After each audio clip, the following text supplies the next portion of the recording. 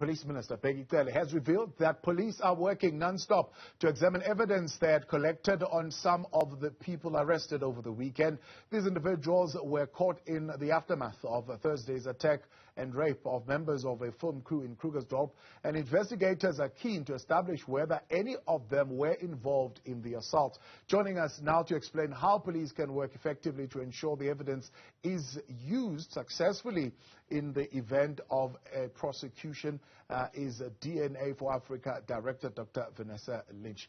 Dr. Vanessa, good evening. Thank you very much for your time and for joining us tonight here on In Focus. So we're told forensic laboratories are working round the clock to identify the people involved in the rape and robbery of 8 women in Krugersdorp. Are we correct to pin our hope on this biological evidence or DNA evidence that will come up from whatever work these laboratories are conducting currently to be able to link the so-called perpetrators to the crime?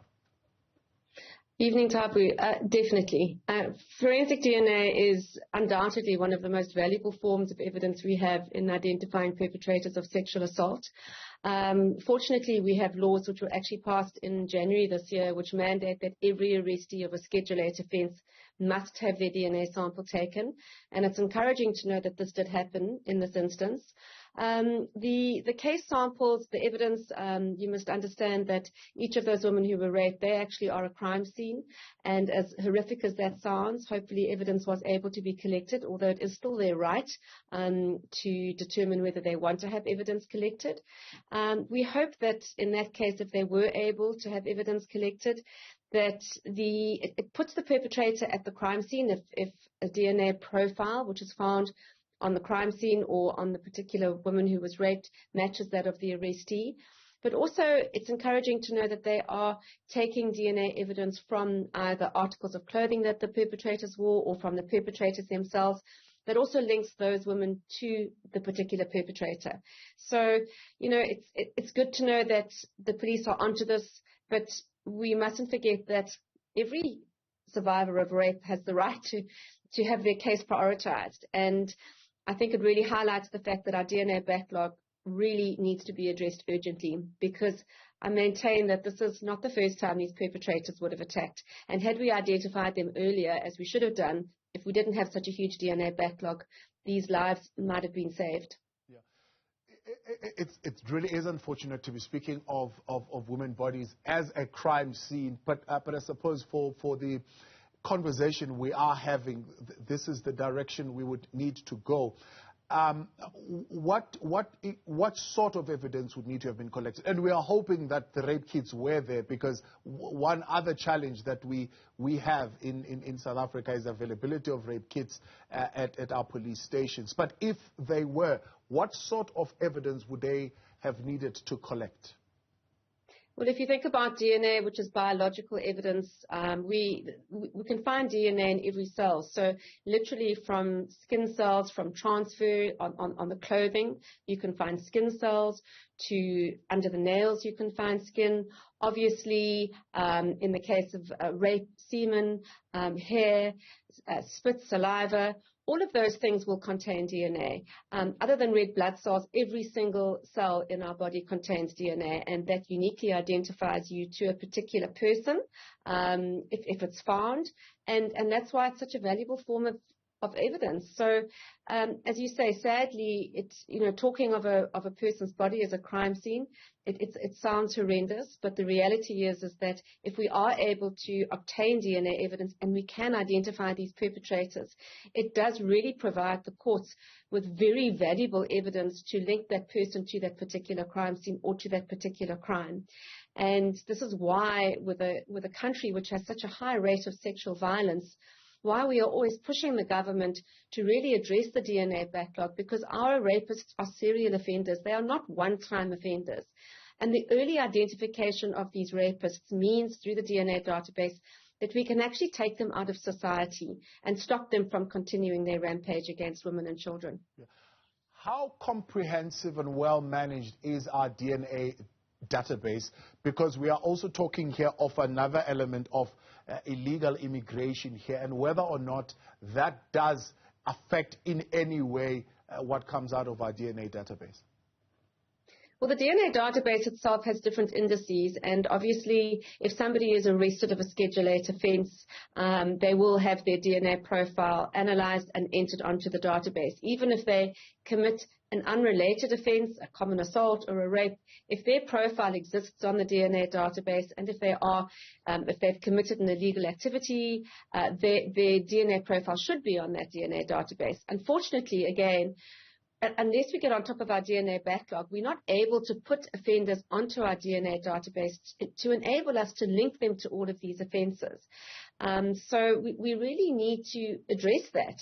But yes, theoretically, if all of those offences, and if we didn't have such a big backlog and we had our 30-day turnaround time in terms of receiving a DNA sample at the Forensic Science Laboratory and analysing it within 30 days, as the DNA Act prescribes we should be doing, we would really be able to identify perpetrators to not only one but several crimes.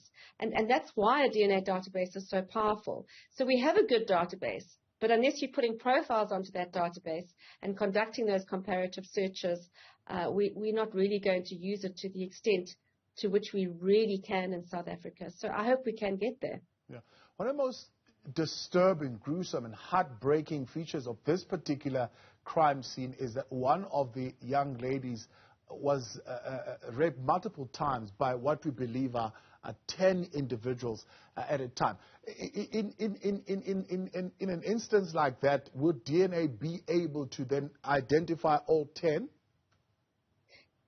It's a very complex matter, that, and obviously, if there are mixed samples, it is more difficult to identify perpetrators. You can read their profiles into that particular sample, that mixed sample, and it would have evidentiary value, although not as powerful perhaps as a single source sample.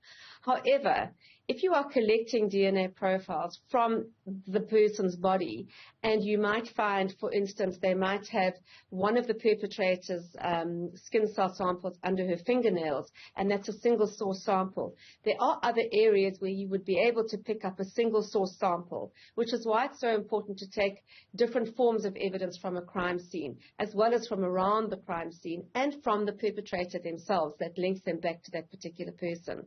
So yes, mixed samples, when you have a lot of DNA in one particular sample, those are difficult to read profiles into that. But hopefully there will be really a lot of DNA evidence that would have been collected from such a violent crime scene. And I'm sure, given that we do have a high level of expertise in this country with regards to forensic DNA evidence and analysis, I'm certainly sure that they will be able to overcome that problem. Yeah. You speak of our DNA backlog that we are currently dealing with. This particular matter is said to be one that is prioritized and is going to be expedited. Even so, I suppose the question on many people's minds is how long does this process take? You know, the actual process itself, if it's not a difficult sample, can take a couple of days. The crime scene samples are more complex in order to go through the various stages that they need to do in a forensic science laboratory. So I think currently, you know, we could probably expect, if they are prioritizing this, a few weeks, maybe 3 to 4 weeks maximum. So yes, there probably is an urgency in respect of this because of the violent nature of this particular gang and the fact that they have arrested so many people, some of which may be innocent for this particular crime in any event. But if they are prioritizing it and they are putting it ahead of the backlog cases, then certainly we should expect to get results within the month, for sure. Dr. Vanessa Lynch, appreciate your time, and thanks so much for assisting us with that information here this evening. That's DNA for Africa Director, Dr. Vanessa Lynch.